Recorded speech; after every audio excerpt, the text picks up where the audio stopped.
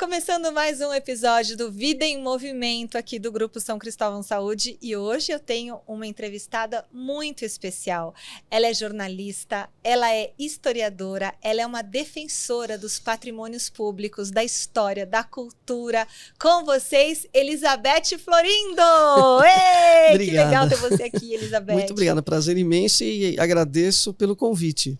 Olha, Elizabeth, a gente fica muito feliz de ter você aqui, até porque você é uma apaixonada por cultura, uma apaixonada pela Moca, mas as suas raízes estão no bairro do Brás, não é isso? Exato. Você é filha de imigrantes. Sim. Também. Conta um pouquinho da sua origem e da sua história mesmo para quem está assistindo a gente aqui no Vida em Movimento. Olha, mais paulistana da gema do que isso é impossível. Eu falava isso para minha mãe, pelo amor, hein?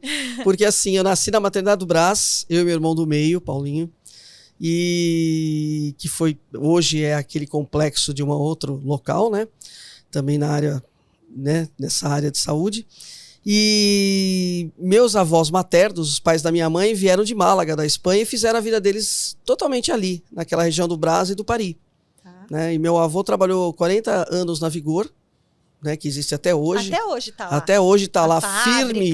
Dá que bem, bom, né? Que bom. Eu fico contente com isso, também. né? Porque vários tios meus... Tem loja lá para comprar. Tem tudo, é uma delícia. Tem vários tios meus que trabalharam lá e meu irmão mais velho também trabalhou lá. Então, que rua que é? Qual que é o nome daquela Joaquim Carlos. A Joaquim Carlos, que minha mãe morava na Olha rua aí, Joaquim tá vendo? Carlos. Você também tem um pé lá no Brás. Não, eu vivi no Belenzinho, na rua 21 de Abril. Nossa, então... A minha vida toda. A minha avó era professora ali do Sarmiento. Nossa, então, conheço. Estamos ali. Então, aí nós vamos contar. Aí sua família trabalhou ali na Vigor, tudo. E sua mãe fazia o quê? A minha mãe, ela fez Senai têxtil, e trabalhou como tecelã, como todas as mocinhas da época dela, né? Ela nasceu em 1934, né? Então, naquele período, as meninas todas trabalhavam em indústria têxtil. E não faltavam indústrias têxteis aqui. Sim. Ela trabalhou no Matarazzo, né? Na Rua Jolie. Trabalhou ali também no George Street, ali onde tem uma área ali também que é tombada pelo patrimônio, na Vila Maria Zélia.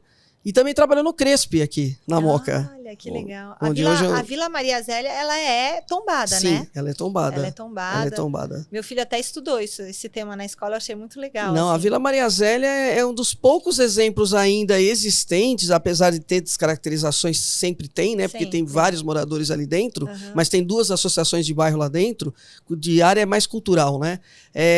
Que se conserva até hoje, né? Porque as várias vilas... Porque o que acontecia com as indústrias, né? Não querendo mudar o assunto ainda assim, mas... As indústrias, elas não se limitavam só à fábrica, ao edifício. Elas faziam vilas operárias, para os operários morarem ali bem próximo do trabalho. Então já era uma ideia que hoje todo mundo busca e persegue. Eles já faziam essa estrutura, e já era super avant-garde, né? Já era lá atrás, em 1890 e pouco. Início. Tinha escola, tudo. A Vila Maria Zélia, ela é um exemplo completo de um complexo, né, fabril industrial e que servia principalmente naquele primeiro momento aos operários, né? Aí depois você fez a sua jornada e decidiu estudar comunicação social, é isso? Exato. Eu na verdade, tudo começou a enveredar para o caminho dessa área nossa jornalística. Foi muito assim natural, foi até engraçado, né? Eu falo engraçado porque eu até cheguei a receber uma época um convite da Secretaria do Verde e do Meio Ambiente para ser assessora de comunicação da época lá. E eu não tinha a formação superior na área, porque naquele período ainda exigia, né? O diploma. E que ainda tem que ser exigido, né? Eu acho. A formação é generalista, só que é o seguinte, você é um formador de opinião. E você também tem que entender que uma cultura X não pode bater de frente com a sua cultura Y. Claro. Então, se você está vendo lá, por exemplo, um muçulmano e você é católica... Você tem que respeitar o muçulmano, como o católico também tem que ser respeitado. Sim. E por aí vai. São vários exemplos. Então, eu acho que a formação jornalista tem que acontecer, sim, de uma maneira mais... Eu também acho. Temos que defender a nossa classe, né? Temos. Enfim, aí então o que aconteceu é que depois eu acabei indo fazer... Aí você estudou onde? Eu, primeiramente, assim, falando de colegial, né? Que hoje é o ensino médio, eu fiz Senai de Artes Gráficas, aqui na Rua Bresser, o Teobaldo de Nigres, que hoje é formação tecnologia superior em artes gráficas, né? E naquela época a gente estudava o dia inteiro. Você tinha a parte teórica de manhã e à tarde as partes das oficinas práticas. E aí eu me formei na área de... Toda essa área mesmo, diagramação, tipografia, toda essa área. Então eu peguei tudo isso, né? Eu falo que a gente é meio dinossauro já, né? A gente precede as mídias sociais, redes sociais, podcast hoje, né? Enfim. Então, o que eu acho que o podcast é um grande avanço do rádio, né? Sim. Eles coexistem pacificamente, todo mundo quis matar a TV continua aí firme e forte, reinventada. Todo mundo vai se reinventando e as mídias continuam todas aí. Eu acho lindo. Então, assim, aí acabei fiz essa formação, trabalhei em artes gráficas, né, em grandes indústrias gráficas. Muitas delas, infelizmente, faliram, né? A grande maioria delas faliram, até porque quando começou a ter o birô, que a gente chamava birô, da parte de fazia o comando que você mandava para as artes gráficas, para a gráfica, para imprimir, começou a fazer tudo por computador.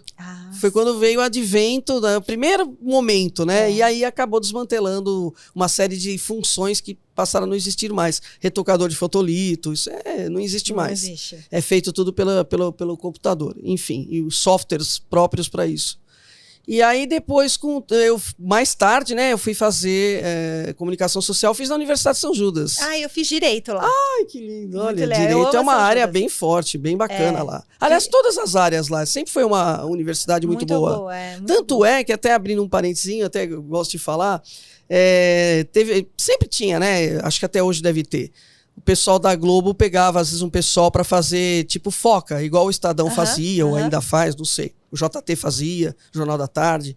E naquele período o pessoal me inscreveu, o pessoal da São Judas, da coordenadoria, me inscreveu porque achou que eu tinha condição, né, de participar.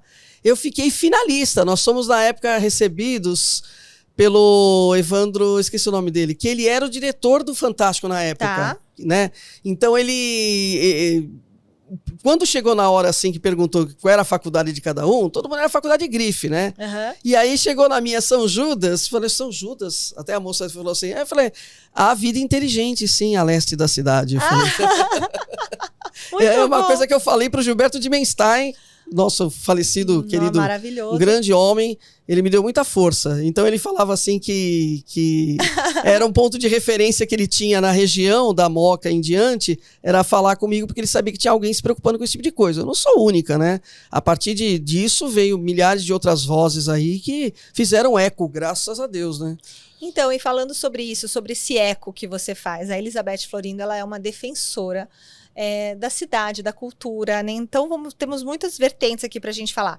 Primeiro, sobre você fez o folheto da história, assim, iniciou o folheto ali, né? Contando um pouco da história do bairro. Exato. O que deu origem futuramente a jornais. Então nem tinha jornal ainda, né? Os jornais de bairro. A Elizabeth foi ali uma precursora, né? Com o folheto. E no folheto você começava a falar do bairro, de edifícios, assim, históricos do bairro. Foi isso? Também. Eu acabei sendo convidada para participar de uma associação de moradores da região e eu fazia para eles uma espécie era como um jornalzinho, né? Só que era um frente e verso, né? A gente fazia no formato A4. Mas antes disso eu acabei trabalhando em outros jornais também. Eu tive uma experiência saindo um pouquinho da Moca, interessante, com um jornal que também durou 8 exemplares. Mas até hoje o editor faz o Saúde Integral, que é um jornal muito conhecido na área justamente de saúde, voltada para essa parte de pessoal que como é que fala, vegetariano, vegano, etc e tal. E ele fez um jornal chamado Viva São Paulo. Foi uma experiência fantástica que eu tive. A redação era na Paulista. Então eu entrevistei o Olavo Setúbal, Dr. Laí Ribeiro, pessoalmente, essas pessoas. Senhora. Então, assim, foi um negócio assim fantástico. E eu aprendi muito a partir daquele instante, porque paralelo a isso, que é isso que é legal eu falar, não cortando, mas aí você vai entender melhor o gancho disso tudo, eu comecei militando, digamos assim, nas questões ambientais. Eu era de carteirinha, era da Fundação SOS Mata Atlântica e também do Greenpeace. Minha mãe é do Greenpeace. Eu só não me amarrei no mastro de navio, mas quase perto disso. Eu sei o que é essa paixão. Não é verdade? É verdade. Então, como tinha aquela máxima que dizia, né? Think globally, act locally. Pense globalmente, haja localmente. Aquilo me pegou assim, pá! E isso é para tudo, eu acho. Para tudo. E aí o que acontece? Também ainda um pouco dentro desse mesmo momento, aí vai ficar mais fácil saber quando foi isso. Quando São Paulo, a cidade, ia completar 450 anos, obviamente um ano antes foi montada uma comissão. E aí eu acabei sendo convidada para fazer parte dessa comissão. E foram elaborados 450 eventos. Eu confesso que eu participei de quase 400. Eu não sei como eu tive fôlego. Confesso também que não teria hoje mais fôlego para tanto. Acho que uma meia dúzia, ou 10 ou 15. Mas eu conheci muita gente. E muita gente me conheceu também. Então aquilo me deu um alimento forte dentro de mim para trazer isso para o lugar onde eu vivia. Vivo até hoje, né? E aí foi o que aconteceu. Foi aí que eu comecei a trabalhar essas questões do patrimônio, o que a gente chama, na verdade, mais abrangentemente, patrimônio urbano ambiental, né? Isso. Que abrange o patrimônio cultural, patrimônio histórico, material e imaterial. Que é uma roda de samba, no tabuleiro da Baiana, a capoeira. Então, quer dizer, o jeito de falar, tentaram até tombar. O sotaque não entrou, sotaque, né? Da Moca, meu, não deu, não aconteceu. Não aconteceu. Ficou parado ali no pessoal do DPH, Departamento de Patrimônio Histórico, fazendo estudo, mas não avançaram. Não avançaram. E a Moca, ela é rica nessa herança cultural e tudo mais, né? E tem muito, claro, a influência dos imigrantes que formaram, né? Verdade. A nossa cultura, o nosso país. Nossa identidade formada muito por A Moca imigrantes. tem uma identidade dupla, né, num sentido muito forte, que tem tudo a ver com o que você acabou de falar, porque ela é imigrante e ela tem um DNA fabril. Não tem que ter vergonha disso. Não tem que ter, de forma alguma, que seus pais, avós ou bisavós foram chão de fábrica. Isso aí. E aí você hoje é um doutor, é um mestre, é um baita do empresário, ou não, ou uma dona de casa, que seja, cada um dentro da sua realidade de vida. Mas querendo colocar, às vezes, que o pessoal vai muito pela ostentação, né? Mas assim, essa é a vida. E essas pessoas é que fizeram seus filhos, netos e bisnetos até hoje acontecerem, né? Esse é o diferencial que um bairro como esse tem. O que levou, na época, o nosso querido extinto JT, o Jornal da Tarde, a chamar aqui de média da cidade. O que eles chamavam de média da cidade era justamente porque, assim, você fala de São Paulo, a Moca ressoa tudo. É incrível. Às vezes, quando querem retratar o paulista numa novela até, retratam, né? Teve novelas da Globo e que o pessoal pegou esse sotaque. Lógico que assim como eles usam exageradamente o sotaque nordestino, que fala de uma maneira que você conhecendo o nordestino, ele não fala... que não é, né? Tão a mesma coisa o moquense foi exageradamente colocado assim. Mas era legal ver a Tancinha falando, me gosta, amigo. Não é? Então, aquele jeito assim meio engraçado, mas não é tudo aquilo. Melão, né? Ela falava, ela trabalhava na feira. Trabalhava na feira, exatamente. Olha, e aí me diz uma coisa. Então, por exemplo, você que pediu o tombamento, ou não sei se eu tô errada, do Moinho Santo Antônio e do cotonifício? Exatamente. É, né? Do cotonifício Crespi. E o cotonifício Crespi, que foi antes do Moinho, é interessante a gente colocar que naquela época a gente só tinha listas de discussão do Yahoo.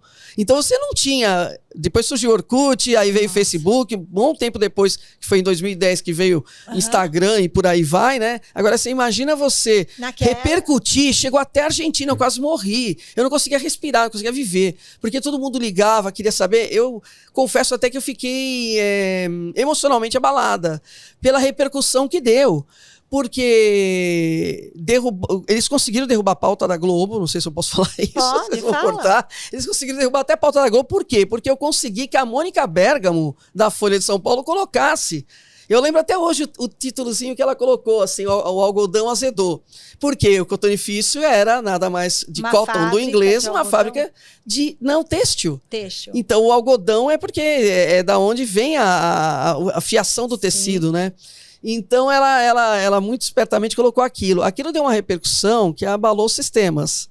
E aí, então, a diretoria... Que iam derrubar tudo, né? Eles iam demolir, eles iam manter só aquele recorte que acaba sendo uma alegoria do patrimônio, né? Tem até livro que chama assim, Alegoria do Patrimônio. E aí ele até falou na época, o representante deles falou assim, olha, a gente tira aquele medalhão que tem ali e a gente entrega para vocês e nós vamos montar uma exposição permanente, não sei o que, não sei o que lá. Eu falei assim, escuta, a gente tem um patrimônio maravilhoso desses, de pé, desde 1897. Teve até guerra. Teve ali, a greve geral de 1917 aconteceu no pátio do cotonifício, quando as mulheres pararam os teares, saíram ali para fora, em busca de melhores condições de vida e trabalho, justo, né? Para aquele período existia uma carestia muito grande.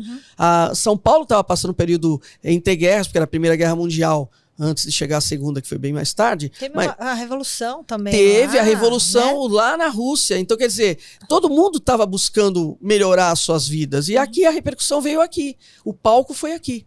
Fez 100 anos. A gente fez até uma comemoração em 2017. Fizemos um encontro histórico-cultural da Moca, com apoio total da nossa Distrital Moca, da Associação Comercial de São Paulo, do São Cristóvão também, que sempre o São Cristóvão apoia muitos eventos culturais, para não dizer, eu não vou falar todos, né? Mas assim, de 100%, 99,9% ele apoia. É um negócio inacreditável. Esse apoio à cultura, impressionante. Ao bairro, ao esporte, né? Exato. Apoia o esporte no Osasco, apoia o esporte no Juventus, apoia a cultura em vários veículos também, né? Isso é muito importante. Não, eles têm um carinho imenso, até porque como o seu próprio presidente, né, o Valdir gosta de falar que eu sou daqui, a minha raiz é aqui, né? Então o pai, ele tem todo esse carinho, essa afetividade, né? Que nem assim, você extrapola o território do ambiente onde você nasceu, aconteceu, etc e tal.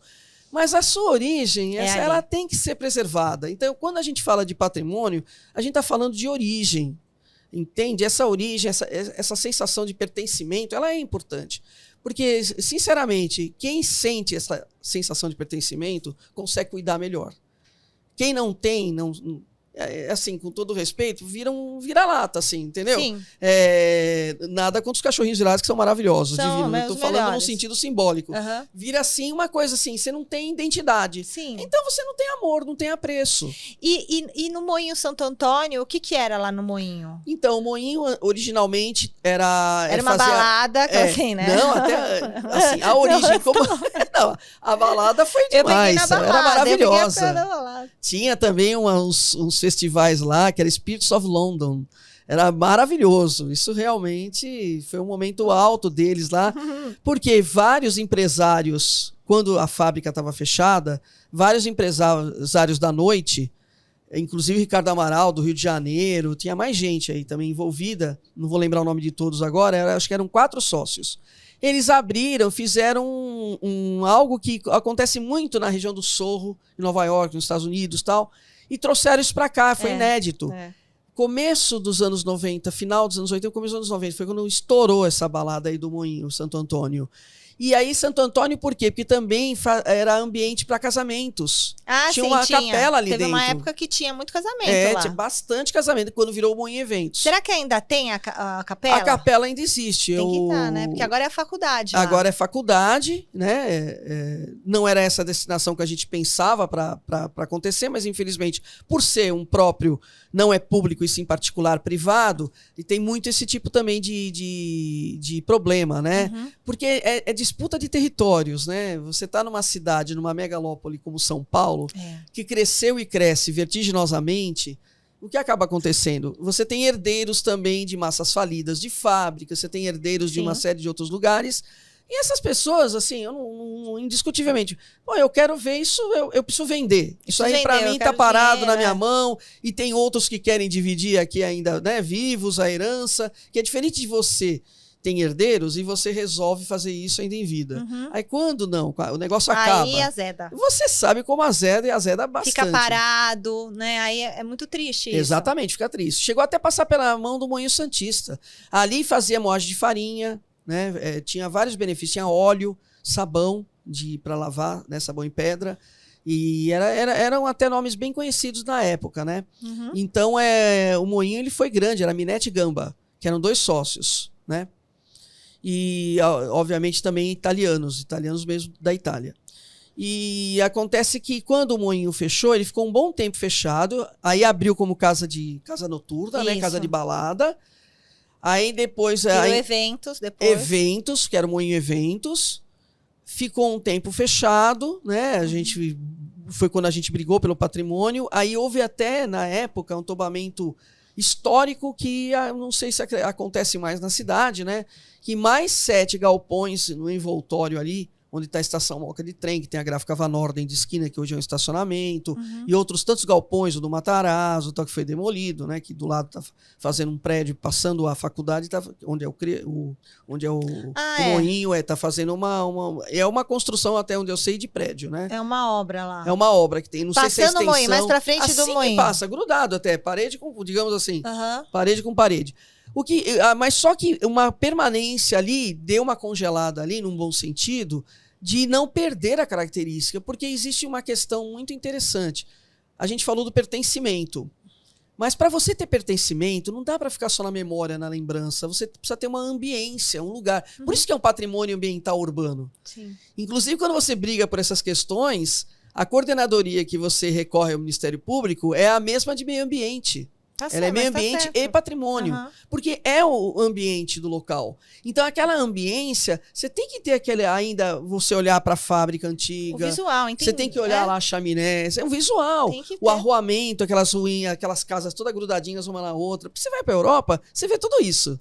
A turma paga uma bala. Eu tava pensando isso. Vai para a Europa, eu já fui, sei como é que é. Falei assim, você vai, aí vê tudo isso e fica encantado. Tem aqui do lado, mas não tá nem aí. Não liga. Passa o trator em cima. Tem aqui do lado, igual o que aconteceu na Avenida Paulista, né? Nossa, acho que aquilo foi uma tristeza. Eu acompanhei de pertíssimo aqueles casarões todos sendo destruídos, assim. Era da família Matarazzo também. Nossa, poucos restaram e virando estacionamento. Exatamente. O dia que derrubaram lá e viraram do meu lado ali na Paulista 900, eu chorei. Nossa, mas não é pra menos. Você né? não vê? Você vê essa afetividade que a gente nutre? Então, quando você fala de uma fábrica, para quem é originalmente daqui, você não está falando simplesmente de uma fábrica, de um comércio, de um negócio. Até se puder falar os nomes, né? Por exemplo, fala de uma Alpargatas. Tudo bem que a Alpargatas é ziliardária, milionária, mudou vários donos. O último era o Fernando Tigre, nem sei mais quem é. Tudo bem, mas a Alpargatas nasceu na Moca. E você, se fosse falar assim para as pessoas, você já teve os passeios históricos da jornada do patrimônio que você guiou pela Moca. Para quem está assistindo a gente aqui, que passeio você indicaria e que lugares visitar aqui na Moca? Você tem que começar pelo Museu da Imigração. Maravilhoso. Ali foi a primeira casa de chegada, né, de acolhimento, né, das pessoas vindas de tantas partes do mundo. Com o passar do tempo, nos anos 70, por conta da construção da linha vermelha do metrô, que é a mais antiga, que é justamente a nossa aqui, né, que é Barra Funda, Corinthians e Itaquera.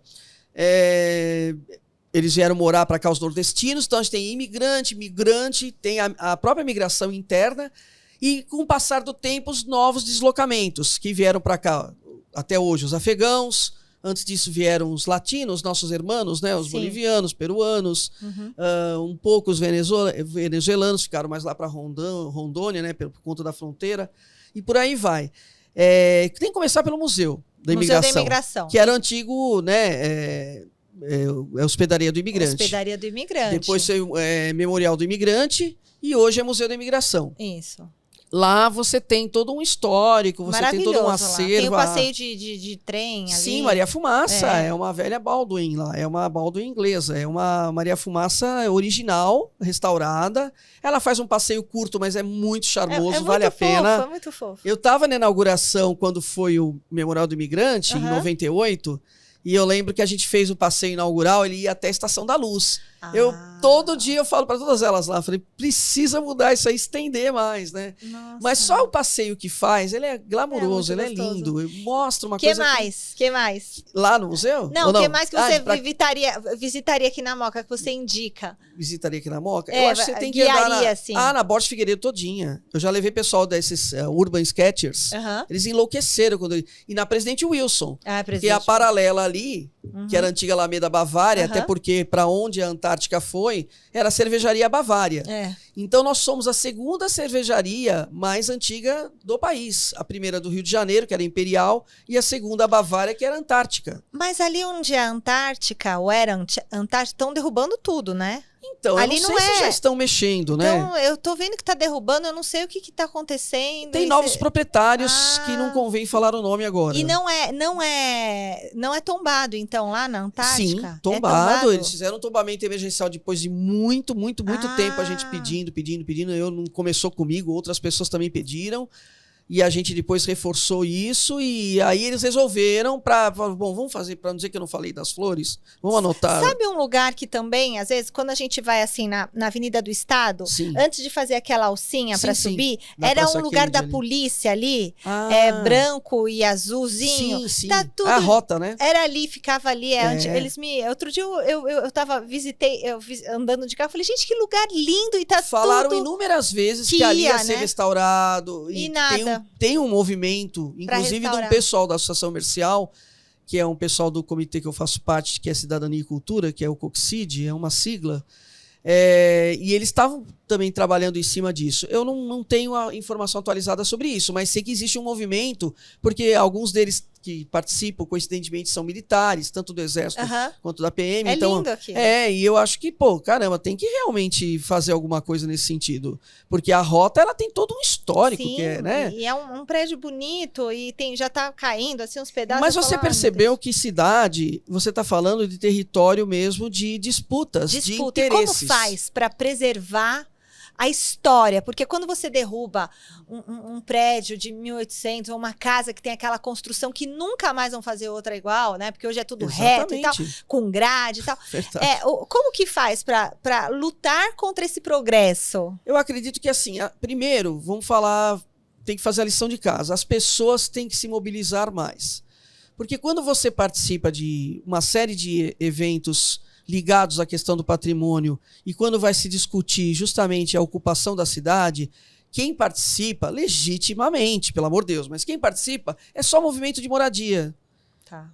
Tem o pessoal sem teto e tudo mais. Sim. Então eles vão em massa, eles vão em tudo quanto é reuniões que estão agendadas para discutir o plano diretor da cidade, porque qual que é a espinha dorsal? É o plano diretor. Tá. Você tem que discutir durante o plano diretor.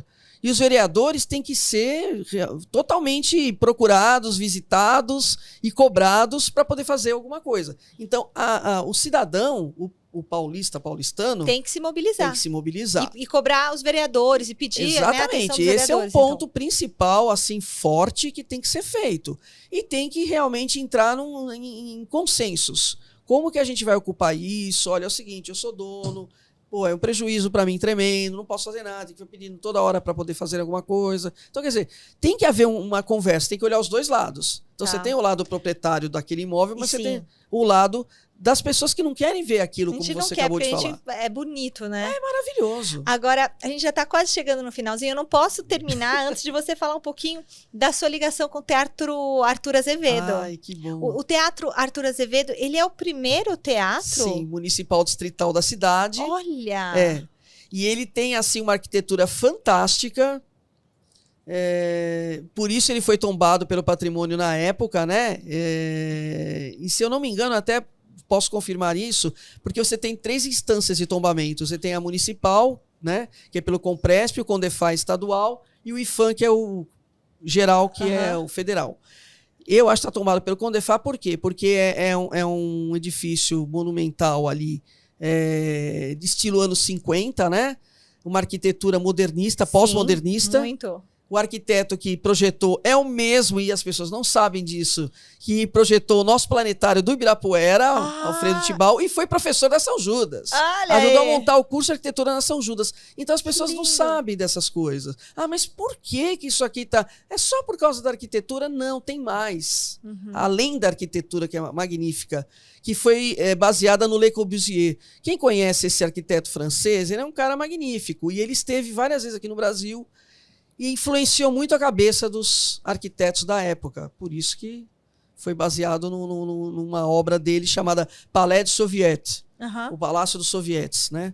E é bem parecido, e aí foi tombado pelo patrimônio. Que legal. E o seu neto Gabriel, ele continua indo lá bastante ou não? Eu não sei, acho que sim. Agora ele tá mocinho, ele fez 14 anos. Agora é outra fase, Olha, né? mas ele me acompanhou em tudo, viu? Tudo. Até mais ou menos os 10 anos de idade. Agora tá um pouquinho mais difícil. Agora tá mais difícil. Mas ontem no meu aniversário ele tava.